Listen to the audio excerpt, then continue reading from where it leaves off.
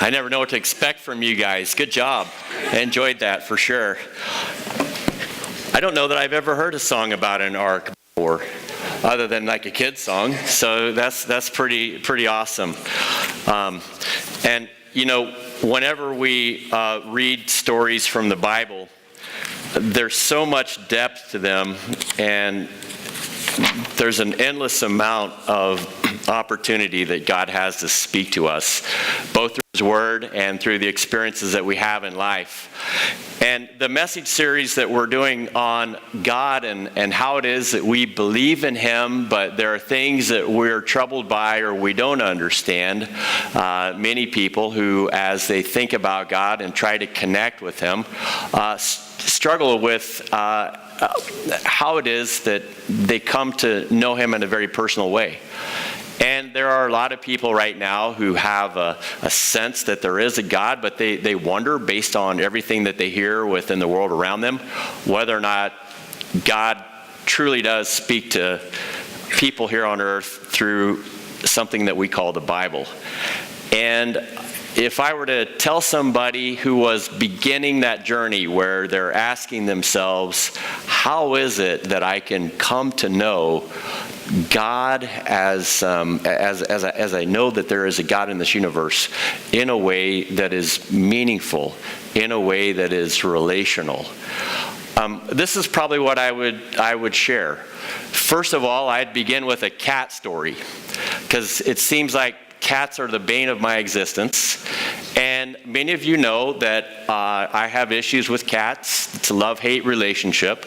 Some of you are aware that we had a kitten that came to our house a few weeks ago, and my thinking the whole time was, he's just passing through. He's just passing through. And I'm glad to share that we did find a home, and he's doing really well from everything that I can tell. But the one thing that I didn't share, perhaps, if I offered that at one point, was the byproduct of that experience.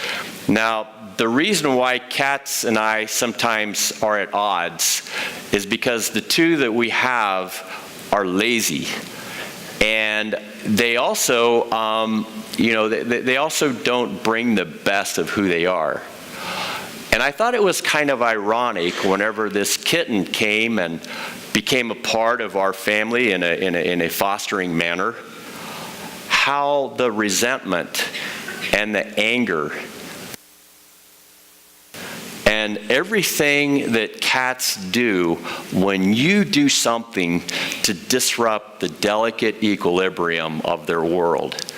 And that kitten was doing exactly that. He was the center of attention. Meanwhile, all we got were glares. But what was interesting is it kind of snapped them out of their, what I would say, their lazy stupor. And the one cat who typically doesn't do anything except run around and make chaos decided while this kitten was there that he was going to do something that I'm not sure that he's ever done before. He killed 3 rodents and made me aware that he was capable of ensuring that our property was safe from their trespass. I was amazed, honestly. I'm like, where'd that come from? Oh, you got a little perspective on life, didn't you? Some foreigner came in, disrupted your world, and now you've got to prove that you're worthy of being part of our world. Not a bad thing. It was a way to kind of stir him out of his stupor, but it was also a way of causing him to struggle a little bit so that he would come to his senses and do the right thing. The other cat, well, I think he probably weighs as much as the dog does. So I really don't have many expectations. The one thing that I noticed was this is a cat that never seemed to be able to purr. And while that's not a big deal, I have always thought it was odd. But the thing I noticed is after the cat was adopted out, the little kitten that we had, I noticed this cat began to purr, which told me that for whatever reason, it was stuck in some kind of attitude that didn't enable him to experience joy.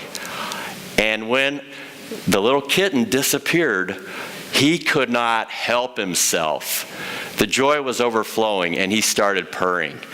And what was so interesting was how a set of circumstances that were otherwise negative began to bring out the best of what those cats are capable of doing. Now, whether or not they maintain that resolve, the jury's still out, but I also know that if they don't, I know what to do. But I'm also a little afraid of doing it because I may get stuck with another cat with their own set of problems. But it's interesting how when we have something to contrast our experience with, we see it in a whole new light. And I believe that if you were just to give an ordinary, everyday person a copy of the Bible, they may or not be interested in what it has to say. But I also have found as a pastor that if you time it so that the circumstances in a person's life are of such a nature that they're hurting, they're struggling, their world is not what they thought it was going to be, and the answers that they typically could offer to the problems that they face were not sufficient, and they're beginning to ask the God question. Who is God? I see churches all over the place, and I wonder, who is this Jesus? And some people take it so far as to say, I don't know how to discover who God is without perhaps reading something. Now, I just want to share a little story about myself because I haven't always been a believer. And the thing that I know about myself is that, like so many people, like I would say everybody on the planet, we start out in this life with a degree of security and invulnerability and peace and contentment. Because our mothers and our fathers are surrounding us, they're providing for us, they're loving us, they're paying attention to us, and they're ensuring that we feel secure. But when the day starts that you are able to get out on your own and you're able to interact with other people, and pretty soon you're going to kindergarten and you're going to first grade and second grade, you start to discover that innocence that you had has to be covered up a little bit. Because maybe you find that you're getting made fun of because of the type of shoes that you wear or what your hair looks like, and you start to kind of retreat into yourself. Maybe you discover that people say hurtful and painful things to you, and you're not used to that happening, and that pain begins to cause you to sort of retreat some more. However, because you want to engage, you find ways of protecting your soul. And for some of us, we've worked hard on something that the Bible calls our ego. It is our self that we project to other people that says, this is who I am. And maybe it was whenever I was in second grade and there was a girl sitting next to me who was very cute. And by the time third grade came around, I was kind of mesmerized by her. And I remember going and asking my dad, how can I comb my hair so that I can look attractive to this girl who doesn't even know who I am? And, my dad said, well, take some of this gel and put it in your hair and comb it back, and you'll look fantastic. So I did that. And then I started the process of learning to act cool and project to other people around me a sense of being somebody different than who I really was inside. And these glasses kind of represent that persona, who in the innocence of childhood just sort of developed this person that said, this is Leonard. But inside there was kind of there's just a soul saying, you need to protect me from the bullies. And when people get under your skin, you need somebody to maybe beat up on.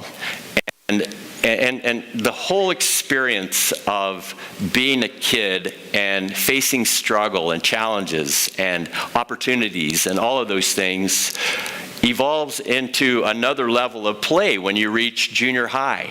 And when you reach junior high, you start thinking about the fact that you don't want to be that kid anymore. You want to be like the high schoolers, and you look at your life as, I want to become like them. And so you start acting like them. You start wearing deodorant, even though you may or may not need it, depending on where you are at in your level of puberty. You start being very conscientious of how you look. And if you're a teacher or a camp counselor or somebody who's watching this behavior, it's the squirreliest thing you'd ever see, because one minute they're that little kid, and then the next minute they're trying to be the high schooler. And it is so confusing, but by the time you get to high school, you develop that a little bit farther, and you are really cool. You are that guy that says, hey, how you doing? And, it is all about projecting your ego out there, while at the same time inside of you is your soul saying, I'm not sure about that. And as you go through that experience in high school, you have the intensity of many emotions. You have the opportunity to do adult things. And pretty soon your problems become increasingly complex. And maybe it happens, maybe it doesn't happen. You start thinking about the road ahead, about your purpose in life, about the things that you feel like you want to do for the remainder of your life, and your aspirations start to kick in. But along the way, you start to see something, that the things that you want and the way that you are, the gap between the two, there has to be something that will help you to bridge that gap, to pull you into a place where you're mature, you're healthy, you have a sense of purpose, your significance, who you are, and what you are made to do, and how you view yourself begins to become a very serious topic of discussion with yourself and other people. And some people at that point or later points in life discover that the challenges become so insurmountable, or they make mistakes that are so painful, or they find themselves running with the wrong crowd long enough that they start to feel broken inside. And they start to really have some issues, maybe with depression, maybe with anxiety, maybe with the uncertainty of the future. And as a young person, those things become very acute. Maybe we get a little bit farther along in life and we're not really thinking about how God fits into that, but eventually something happens. We have a crisis financially, or we have a crisis in our marriage, or we have an issue with health, and it begins to occur that we need something stronger than just our ego to see us through this. And if we're honest with ourselves, we are in our soul saying, that's where we need God. And if you get so broken, you're kind of like those cats. It was all good until problems became insurmountable, and it became difficult for us to really see what we are called to do until we saw the pain of the moment. And for people who are in that place, they start to get honest, and they start to ask themselves a question. If there is a God, which I kind of feel like there is, how can I know him? And a lot of people, when they have that question, they'll pick up what probably they'll find in their homes, something like this, a Bible. And they'll say, yeah, that's been there for a long time. It belonged to my grandmother, or it belonged to my parents, but it's never been anything that I've been interested in. And at my house, we had a Bible that looked exactly like this. It was an old King James version. It was a white Bible, and it had a zipper that enclosed it, and it just sat around our house all the time. And trust me, as a high schooler wearing sunglasses like that, that book was not interesting. But as a high schooler who was seeing his need for something greater than just the things that he could put together for his own life and project to others, that book started to become a distraction. And I remember just walking by it and thinking, what's different about that book than any other book? And one day, I picked it up. And if you look on the next slide, you'll see that there's a zipper that has a cross. And I remember just unzipping this Bible and just opening it up. And the first thing that I saw were red letters that jumped out.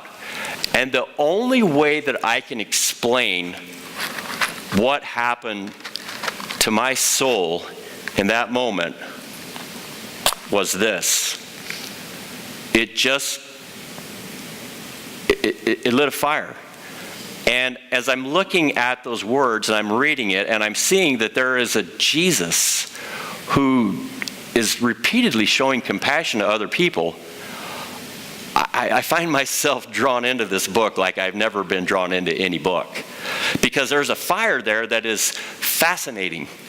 And maybe some of you are like me. You did go through a pyrotechnic phase where you like burning things as a kid. And hopefully in the process no one got hurt and nothing really got destroyed. But this kind of fire was different. And whenever I approached the Bible, it was very much like approaching a fire. And as I was thinking about how that book and my life intersected, I saw that fire begin to grow. And the problem with fire is it has a lot of different capabilities for your life and mine. And one of them is, as you light a fire, you find that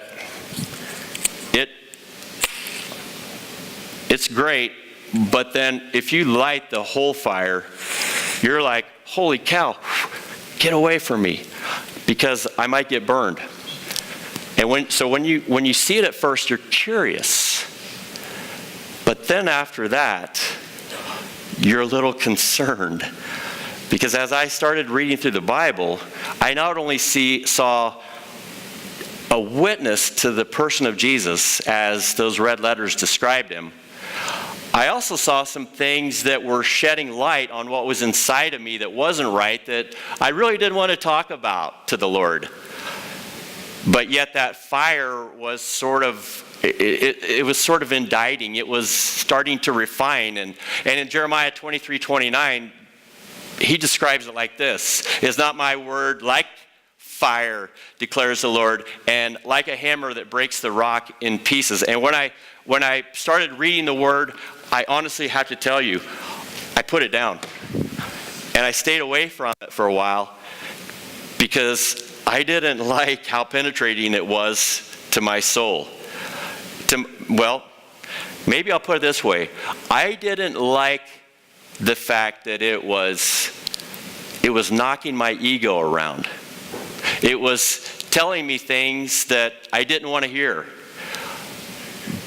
But my soul was saying, but you need to hear this. And as I'm looking at this book, I'm frightened. Because it contains a power that is unlike any other book. But in time, my perspective changed. And I continued on with it. I persisted. And what I discovered is it had the power to enlighten. It began to cast light on everything around me. It provided a new filter by which I looked at the people and the circumstances and my own life differently. And Psalm 119 is all about that effect. And one part of it says, "Your word is a lamp for my feet and a light on my path." And so I started to get comfortable with this book. And I just began to spend more and more time with it. I began to surrender to its light and its fire. And what I discovered was it had my best interest in mind. The Apostle Paul, whenever he's writing in the book of 2 Timothy, a passage of Scripture that has bearing on the message today, he says, look at my life, look at my example, look at my sufferings, look at all the things that I've gone through, look at my joys, look at all of those. And you'll notice that the reason why I am who I am and the reason why I can walk through all these things is because that word is in my heart. And he gives a personal example of how his relationship to the word has affected his ability to live as a human being. And so whenever I approach the Bible and other people ask me how I should approach the Bible, I tell them to approach it like you would a friend, because I think the Bible is a lot like a friend. Now, let's just think about friendship for a minute. If you break it down a little bit, all of us like to have friends. We like to make new friends. And I would say that's how I approach the Bible. Now, a lot of people have said a lot of things about the Bible that, in their mind, have been pretty negative. They've cast disparaging remarks about what it is and what they say it pretends to be, or what it offers that clearly it cannot do. And so the Bible kind of gets a reputation. And like many people that we know, sometimes we may meet somebody, and prior to meeting them, somebody has said something to us like, you know that person, they've got some issues. And maybe they'll say a few things, and they'll try to bias you against them. But I've always tried to have an open mind. And I'm going to give you the benefit of the doubt until I have reason to think otherwise. I'm going to listen to what you have to say. If you're coming into my world and I'm coming into your world, I want to hear what you have to say. And for a lot of people that I've come to know, if what you say makes sense, I'm probably going to want to spend more time with you. And if you really just begin to resonate with that person, I'm guessing that could evolve very quickly into a friendship. And so let's just move on in the progression of this thought. As I expand on that, if I'm going to spend more time with you, let's go ahead and just move into the next thought. If you prove yourself trustworthy, I'll do what I can to solidify the friendship. I'm going to draw my own conclusions about you, regardless of what anybody said. And then take what other people say into consideration if they have a contrary opinion. That's really how I honestly approach every friendship. And it's really given me the opportunity to meet, to get to know, and then develop a lifelong camaraderie with people. But there are some people who look at this word and they've heard so much about it. They've even had experts like university professors say, nah, that book isn't even relevant anymore. And so they just say, okay, the experts and the authorities and other people say, don't go near this person because this person is sketchy. Well, I've seen sketchy and I've seen the Bible. And there are a lot of places that people go to that are warned not to go to, and they go there anyway, and it doesn't do them any good. But what I found with the Bible is that it is like a friend. It is a way of beginning to connect to something that offers you something back. And the thing that I like about this Bible is that it actually is capable of introducing me to another more powerful friend. And you know who that is? That's God. The Bible as your friend is just really, in a lot of ways, if you could define the Bible as a person, we know that the Scripture says that all of it is God-breathed, capable of providing instruction and reproof and training and correction in righteousness, that we could be equipped for life. It offers that claim. Now, I've had a friendship with this for 30 years. I've gone to school to learn about this. And what I've discovered is it's never let me down. But the thing that I've discovered even more, when I went to school, a lot of times the emphasis was learning about the Bible, believing in the Bible. But the real emphasis isn't believing in the Bible as much as believing in the one who's responsible for the Bible. So I don't worship the Bible. I give it a high degree of respect and reverence. But the Bible is not the thing I worship. God is who I worship. The Bible, however, helps me to know Him. The Bible and I are on good terms because together we come to experience who God is. Now, some people are and the reason I make that point, some people are so caught up in worshiping the Bible, and I saw this in school. There were experts in the Bible who didn't seem to have much of a friendship with God. There was a lot of pride. There was a lot of ego. There was a lot of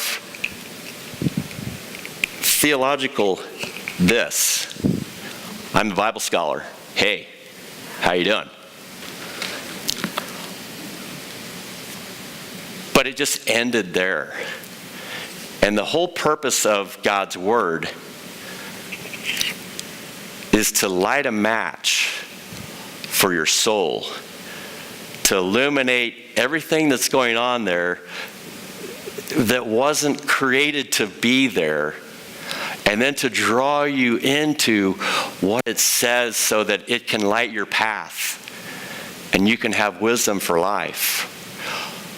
But the most important thing that it does is it's a signpost to the reality of our risen Savior.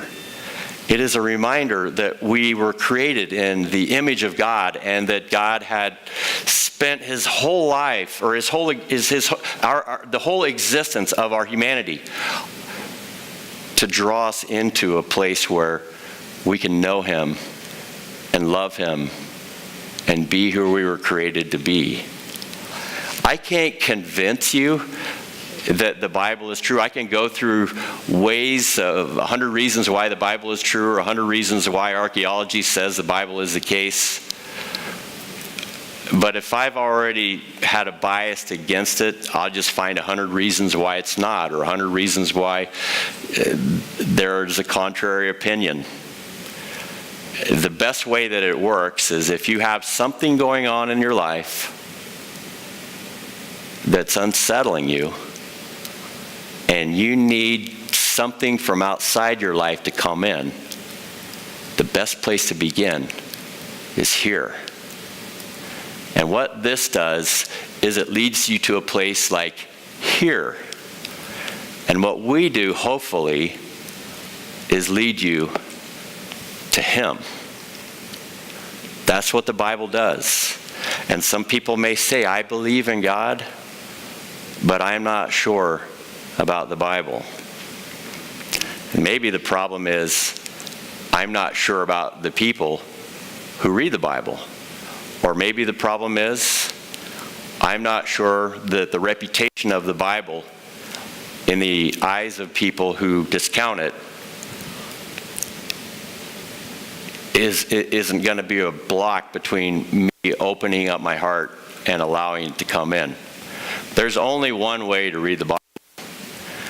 And it's like this.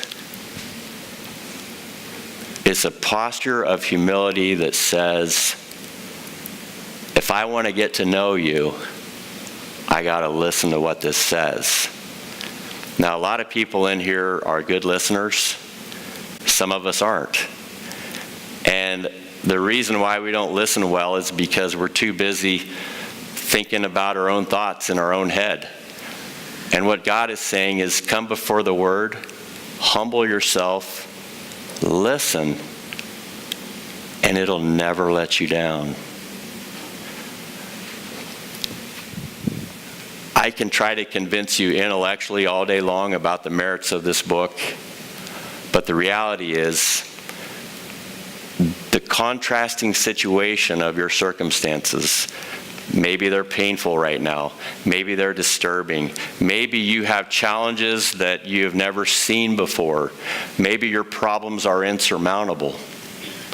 And I would say that if you humble yourself before this word and you listen to it, it will point you in the best direction possible. And so my challenge at the end of this message is simply this. If you are a believer, continue to humble yourself before the word and allow it to speak to your heart. Be charitable rather than skeptical.